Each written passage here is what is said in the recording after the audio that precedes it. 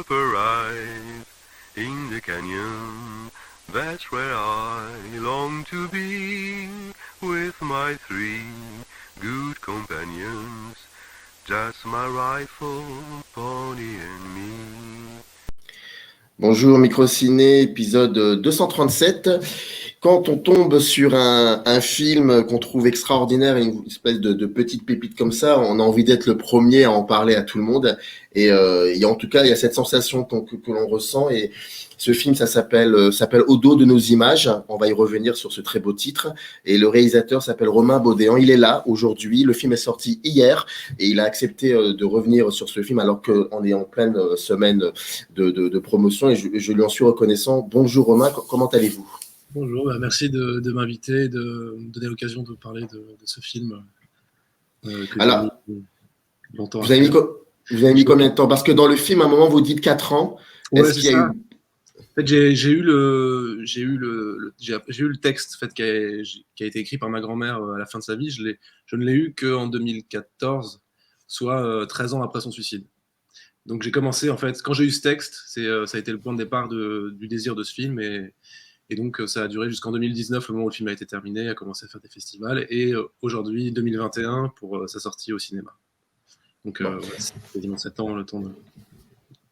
Alors, on va essayer de parler un peu de tout ça. Juste une chose, c'est que moi, je suis tombé sur votre film par un concours de circonstances, un pur hasard. C'est-à-dire que, comme toutes les semaines, j'ai le film français, comme je pense n'importe lequel d'entre nous qui travaillons dans le cinéma ou avec le cinéma, je sais pas. Mais en tout cas, et je tombe et en fait, je ne le vois pas votre film sur le film français, mais je le vois sur Allociné. C'est très très bizarre.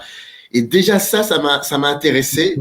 Et, et je me suis dit bon, il se passe un truc. Il faut aller voir du plus près. Puis ensuite, quand on regarde le synopsis et puis l'affiche du film, on est intrigué. Je vous dis ça vraiment comme je vous dis les choses comme elles sont. C'est vraiment pour cela que, alors que je ne vous connaissais pas du tout, je ne connaissais pas l'existence de ce film, mais ne serait-ce que l'affiche et le synopsis et le fait aussi qu'il y ait des images d'archives, c'est quelque chose qui m'intéresse beaucoup dans le cinéma.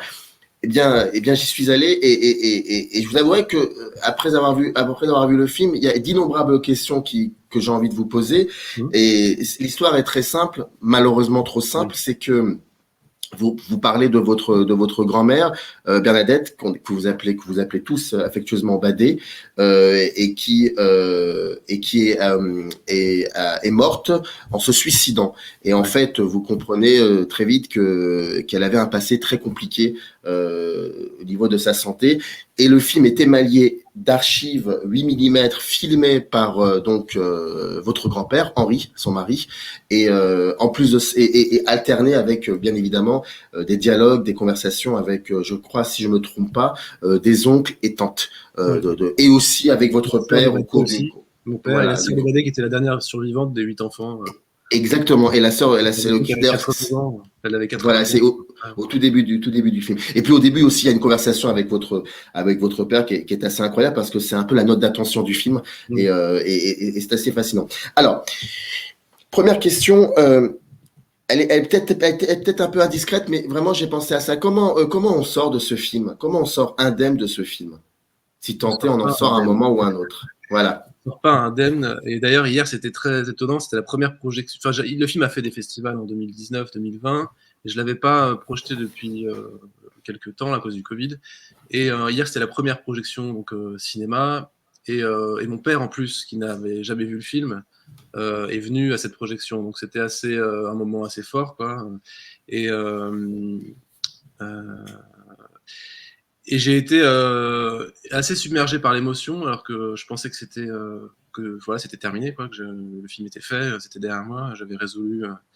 Et en fait, non, on continue à vivre avec nos fantômes. En fait, c'est ce que aussi dit le film, c'est que il faut pas essayer d'effacer le passé ou de le cacher, le dissimuler comme ça. C'est souvent fait pour protéger les enfants, les petits enfants, mais il faut essayer de s'y confronter.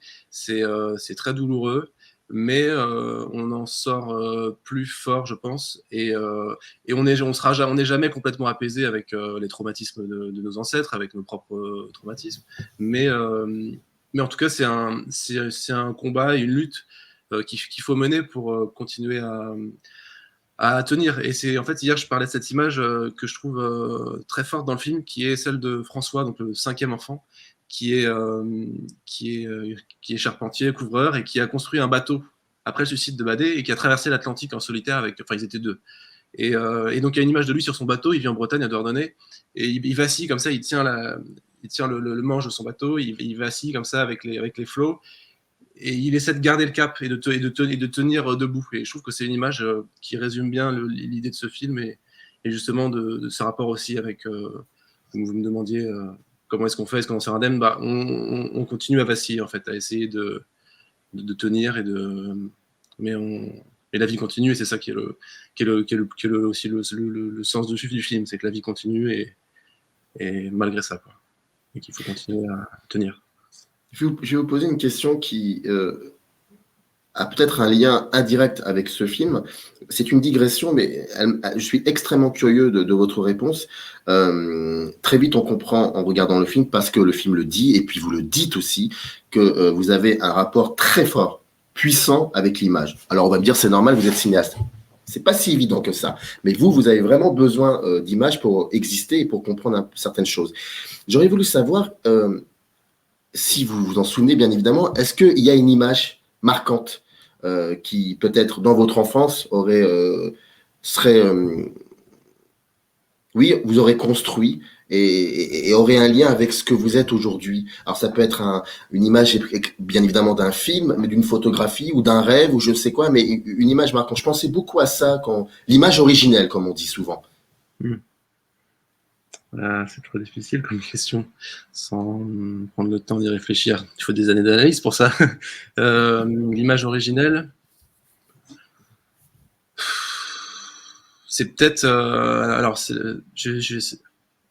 fait, j'ai une réponse, c'est quand ma grand-mère s'est suicidée. J'avais 14 ans, et en fait, elle vivait j'ai récupéré les films de famille 8 mm, donc de la génération précédente, de mon père, de mes oncles, et j'avais accès à toutes ces archives. Je connais en fait, mon grand-père est décédé quand j'avais 2 ans, donc je l'ai pas connu. Et mon père me disait toujours qu'il adorait faire des petits films, qu'il aurait voulu faire du cinéma. Donc peut-être que j'ai grandi avec cette ombre un peu de ce grand-père qui voulait faire du cinéma et qui n'en a pas fait. Et je ne l'ai pas connu. Et quand ma grand-mère est décédée, j'ai récupéré ces films de famille. Et j'ai cherché dans ces films de famille, je me souviens, j'avais 14 ans, c'était des VHS, j'avais hérité de sa vieille télé Sony et son magnétoscope Radiola, et je visionnais tous les films de famille sur lesquels mon grand-père n'apparaît quasiment pas d'ailleurs, parce que d'ailleurs dans le film non plus, il n'apparaît pas, c'est lui qui tient la caméra.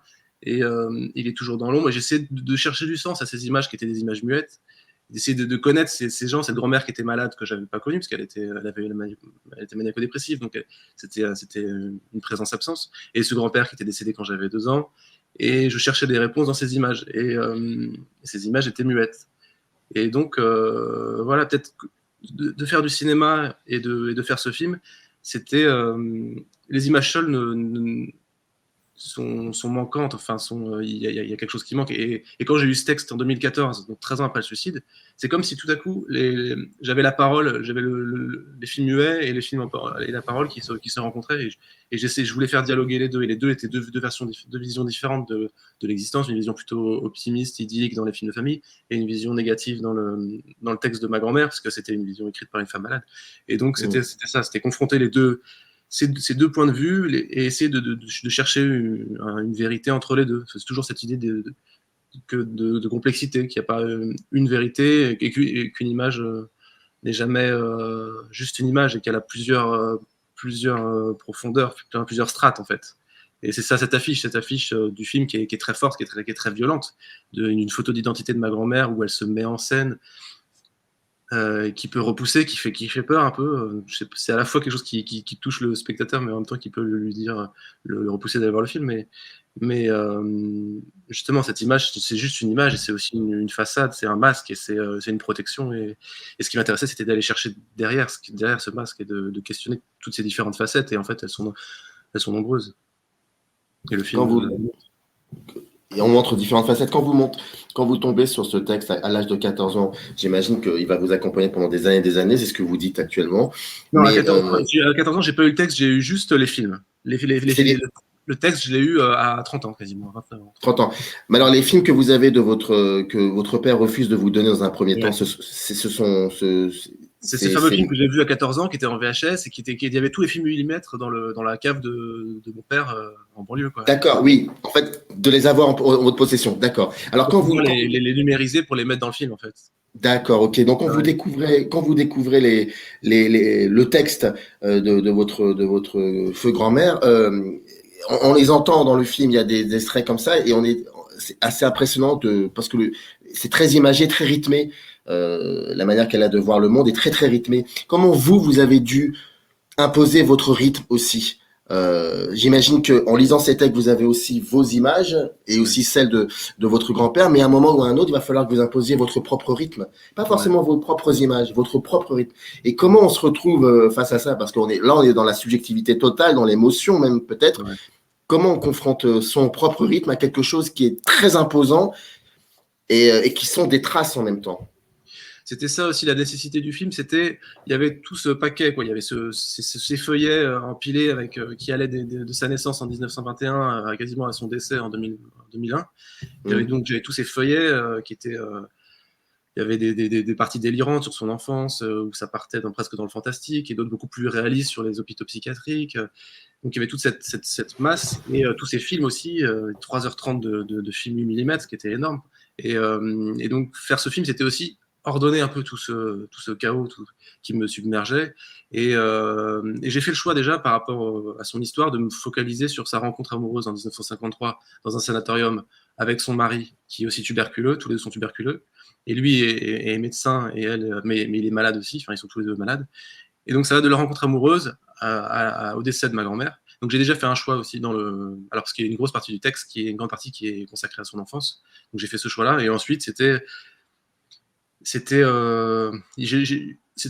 respecter à la fois son écriture, la beauté littéraire, et en même temps donner suffisamment de clés au spectateur pour qu'il ne soit pas perdu, parce que c'est aussi un texte qui est sûrement écrit pendant des phases maniaques, où elle est elle-même débordée par un flux, et que je pense que l'écriture l'a canalisé un petit peu, mais donc il fallait pas retravailler le texte, mais en tout cas sélectionner certains passages qui avaient eux-mêmes leur rythme propre, et en même temps respecter par rapport au rythme. C'est ça, il y a aussi c'est pour ça qu'il y a des moments dans le film où il y a des moments un petit peu de contemplation, de silence, notamment quand je reviens à chaque fois, c'est vraiment une quête, quoi. Je pars à la rencontre des différents protagonistes pour essayer de comprendre, confronter tous les points de vue, et à chaque fois je reviens par mon petit appartement à Paris sous les toits, et ce moment de retour à Paris où il y a des phénomènes météorologiques qui sont aussi des échos aux fluctuations des émotions,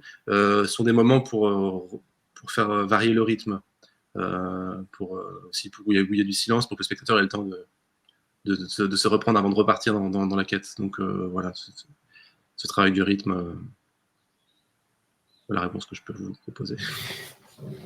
Il y a aussi quelque chose d'assez impressionnant, c'est que, il y a plusieurs choses, mais le film débute donc par l'échographie, donc on comprend que vous allez être papa, et on apprend aussi que ça sera un petit garçon, et d'ailleurs on le voit aussi, le petit garçon, dans le film. On va en parler après, mais assez rapidement, mais on va en parler après. Et puis on entend aussi hors champ la voix. Le film commence de manière un peu burlesque, c'est ça qui est très très incroyable, c'est que on en voit, j'imagine, hors champ la voix de votre compagne, enfin de la maman de votre fils en tout cas. Et puis ensuite ça commence à dévier, et ça devient assez grave. Oui, il y a aussi une chose, il y a à 2 reprises, si je me trompe pas, vous filmez, et vous filmez, je crois, un autre oncle de profil. Et je me posais la question, est-ce que c'était une sorte de distanciation que vous vouliez imposer parce que vous sentiez que le filmer de face, ce serait peut-être trop compliqué pour vous? Alors je pense que c'est Jean-Marie. En fait, filmez de face. Non, en fait, je les ai tous plus ou moins filmés de face, mais c'est vrai que Jean-Marie, il a un peu tourné comme ça.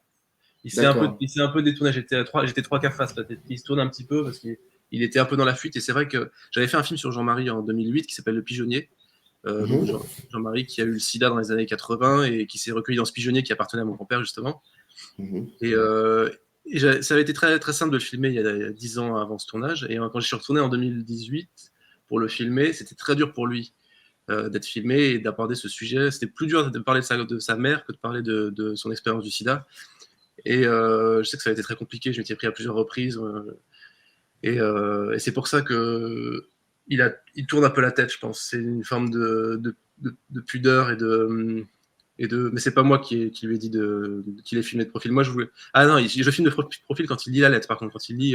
Oui, c'est ça. Ah oui, c'est oui. Quand il lit en fait, ce qui était paradoxal dans ce film, et avec cette expérience, c'est que c'est moi, presque, qui faisais découvrir le texte de ma grand-mère à ses propres enfants. Qui en avait entendu parler, mais qui n'avait pas forcément, à part Claire, voulu s'y confronter. Et donc, c'était ça donc François qui le découvre, en fait, c'est moi qui lui apporte et qui lui fait lire. Et Jean-Marie, c'est pareil, je lui apporte, il lit sur son ordinateur, il découvre ce texte. Et c'est ça qui est assez incroyable, c'est que, et c'est souvent le cas, en fait, c'est quand il y a une blessure, c'est souvent la génération d'après qui fait le passage, qui a plus de recul et qui a la possibilité d'apaiser un peu cette plaie, quoi, qui ne se referme pas, qui cicatrise mal, quoi. Est-ce que vous aviez l'envie aussi alors qu'on l'entend, enfin on devine ce qu'il vous dit. Est-ce que vous aviez l'envie aussi de filmer votre père ou vous vous êtes pas posé la question? Non, c'est marrant. Non, j'avais pas du tout envie de le filmer, je pense. Ça aurait été un autre film, selon vous? En fait, de toute façon, au début, quand j'ai parlé du film, lui, il a dit tu fais ce film et je ne veux pas apparaître dedans. Donc, c'est pour ça que dans les films millimètres, ni lui ni Marie, les deux aînés, n'apparaissent dans le film.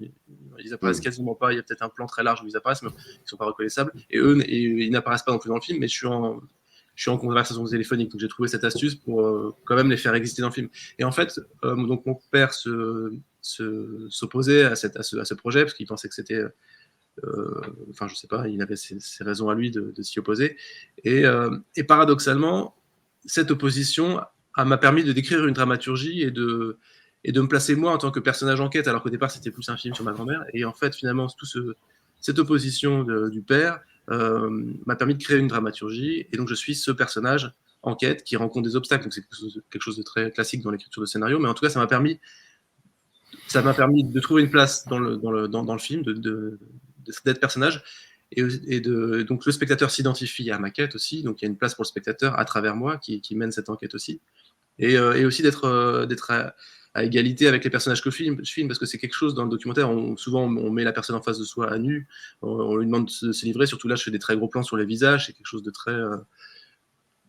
il y a quelque chose de très intime, quoi, de donner à voir son visage et parler de choses très, très, très, très profondes et très, très douloureuses. Et donc, il fallait, moi aussi, en tant que réalisateur, que je ne sois pas juste caché derrière ma caméra, comme j'ai pu le faire dans les films précédents où j'étais en retrait, mais vraiment que je me positionne et que je me mette aussi à nu. Et c'est pour ça que je me suis mis à me filmer aussi.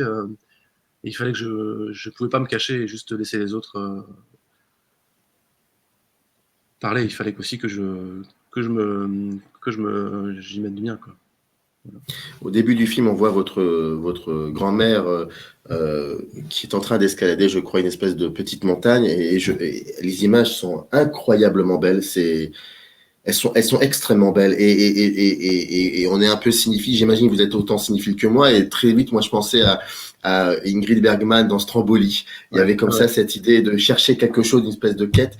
Mais vraiment, allez voir le film et vous allez voir les images d'archives. Il y a certaines images en 8 mm qui sont incroyablement. Et puis vous faites des petits montages aussi et ça donne des choses assez fascinantes. Je me disais, si votre grande tante, votre tante et vos oncles avaient refusé de parler pour les raisons qui leur sont propres, je me disais, mais vous auriez quand même fait ce film. Je sais pas comment vous l'auriez fait, mais vous l'auriez quand même fait, ce film. Ouais, il fallait que je le fasse. Quand j'ai eu ce texte, il fallait que cette parole, parce que j'avais été bouleversé par le deuxième sexe de Beauvoir, par l'inceste d'Anaïs Nin, je sais pas comment on dit.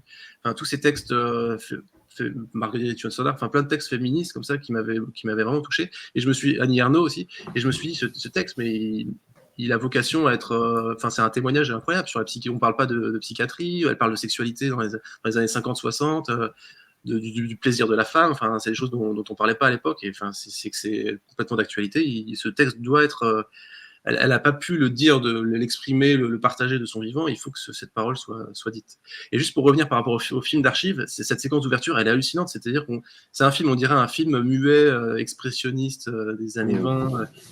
Et en fait, ce premier film, je ne l'ai pas monté. Il est déjà monté. C'est-à-dire que mon grand-père avait fait un montage où ma grand-mère escalade un rocher au bord de la mer, de l'océan.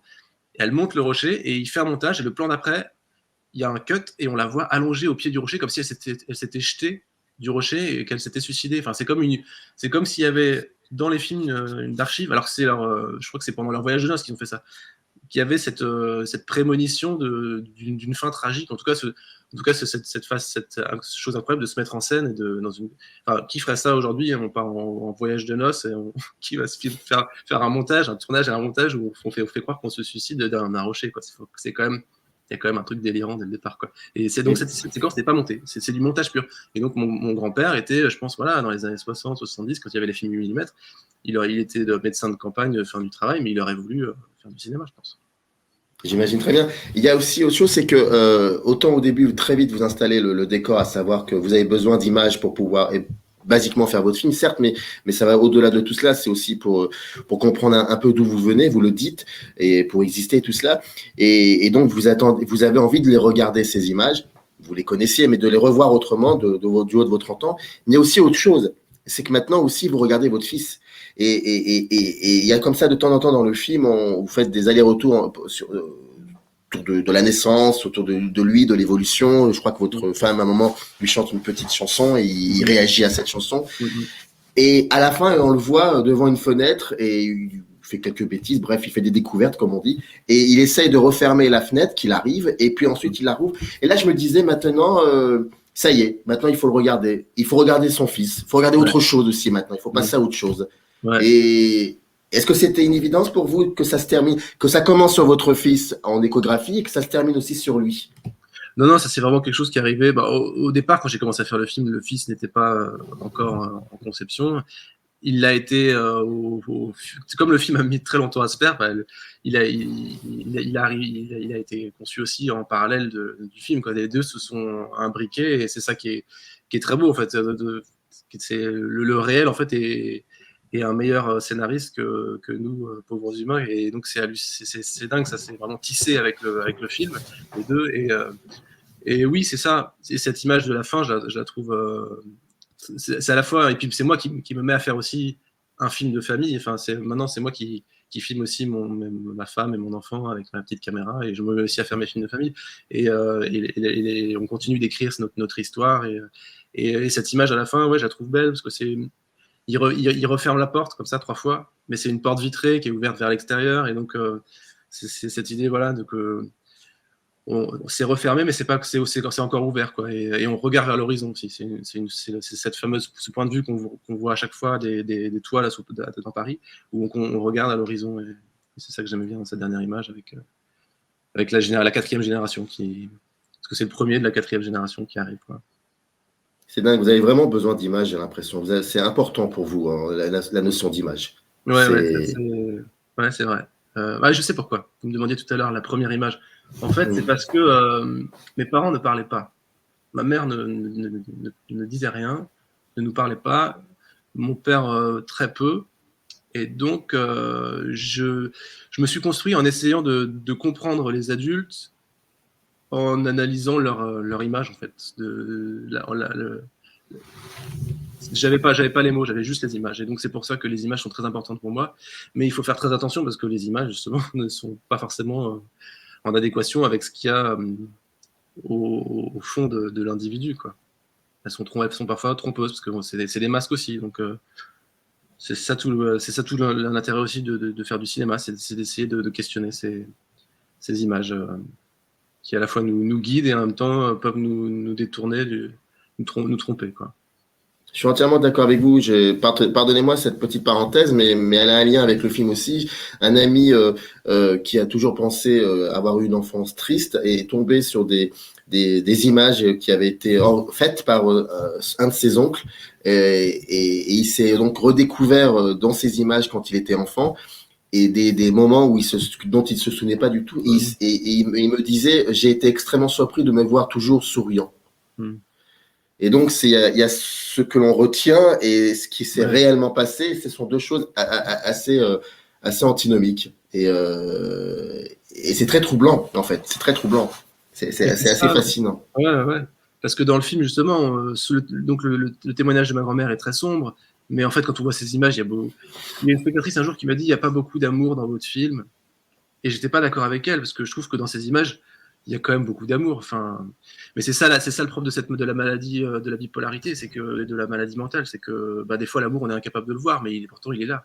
Et on le voit bien chez ces 5 enfants. Enfin, et même moi, faire ce film-là sur cette grand-mère que j'ai pas connue, c'est quelque part un geste d'amour. Enfin, donc je pense que les images. Enfin, là, en tout cas, dans le film, même si le texte est dur, il y a quand même tout n'est pas noir ou tout n'est pas blanc, quoi. C'est un va-et-vient, quoi, entre les deux. Ça fluctue sans arrêt. J'imagine. Il y a encore 2 petites questions, mais là, pour l'instant, elles vont être orientées plus vers l'économie de ce film, parce que je pense que c'est aussi intéressant de parler de cet aspect-là. Ça a été simple pour vous de le faire, ce film, d'un point de vue économique? Non, ça a été très difficile. En fait, je suis assistant caméra sur des longs métrages depuis 10 ans, et c'est ça qui m'a permis de tenir et de pouvoir faire ce film. Voilà, entre 2 tournages, je prenais ma caméra et je faisais le montage, je faisais mes repérages. Et économiquement, ça a été très difficile parce que en fait, c'est ça aussi la complexité du documentaire, c'est que on nous demande d'écrire un film avant de l'avoir tourné, avant de l'avoir monté.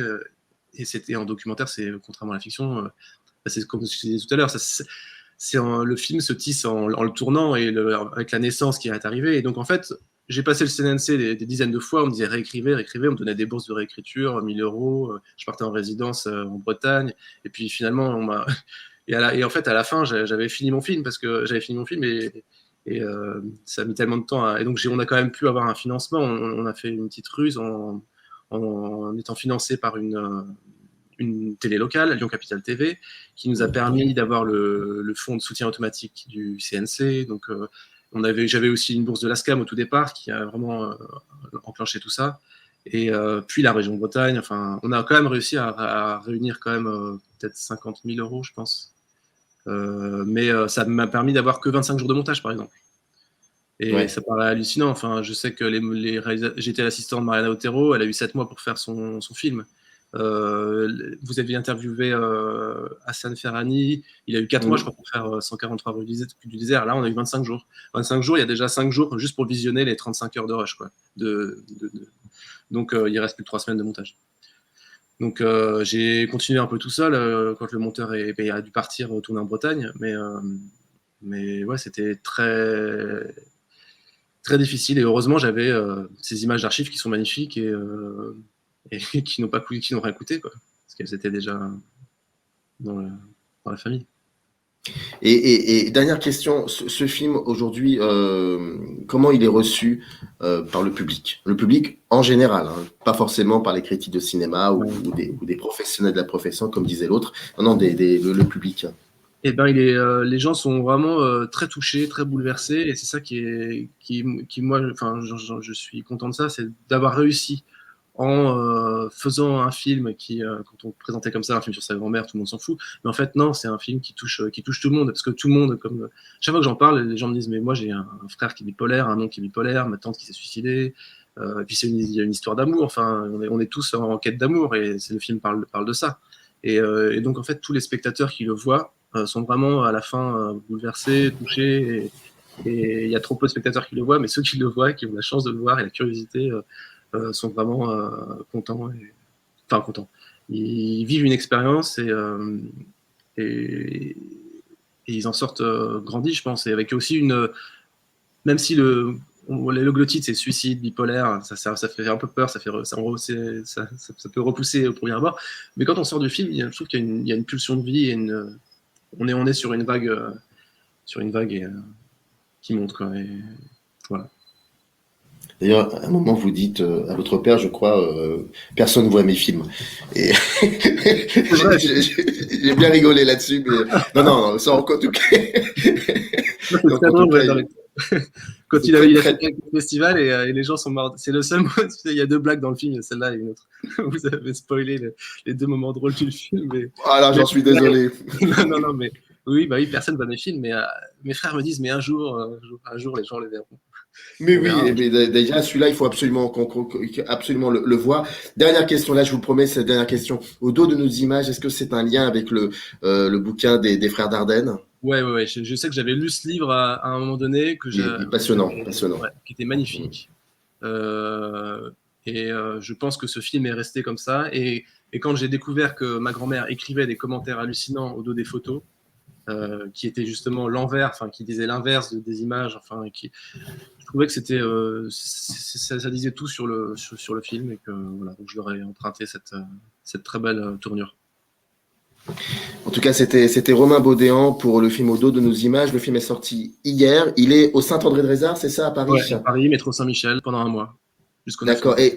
Et vous allez tourner un petit peu aussi en France ou c'est déjà fait? C'est déjà fait, il a fait plusieurs festivals, mais ponctuellement, il peut y avoir. Enfin, il y a plein de gens qui me disent est-ce qu'il va venir à Marseille, est-ce qu'il va venir à Bordeaux? Et je leur dis bah. En fait, il y avait un distributeur au départ qui s'est désengagé à cause du Covid, parce que voilà, économiquement, c'était plus intéressant. Mais là, il y a encore quelqu'un ce matin qui me disait j'ai envie de faire une projection à Bruxelles. Il suffit d'en organiser en fait. Il suffit de contacter la production ou de me contacter, puis on organise une projection avec un débat et on vient avec plaisir. Bon, en tout cas, il faut vraiment voir ce film. Il est assez magnifique. On a tendance à dire que, pardonnez-moi d'être, je vais être un peu, mais de dire oui, il se passe rien dans le cinéma français. Si, il se passe beaucoup, beaucoup de choses, et surtout au niveau des documentaires. Et il y en a plein qui sortent toutes les semaines et qui sont assez beaux et bouleversants, dont le vôtre. Et je suis vraiment très content et reconnaissant que vous ayez accepté d'en parler. Au dos de nos images, c'est sorti hier et c'était Romain Baudéan. Merci beaucoup et je souhaite vraiment longue vie au film et au prochain, comme on dit. Merci de m'avoir invité. Merci beaucoup. Mais je vous en prie. Générique. Upper eyes in the canyon, that's where I long to be, with my 3 good companions, just my rifle.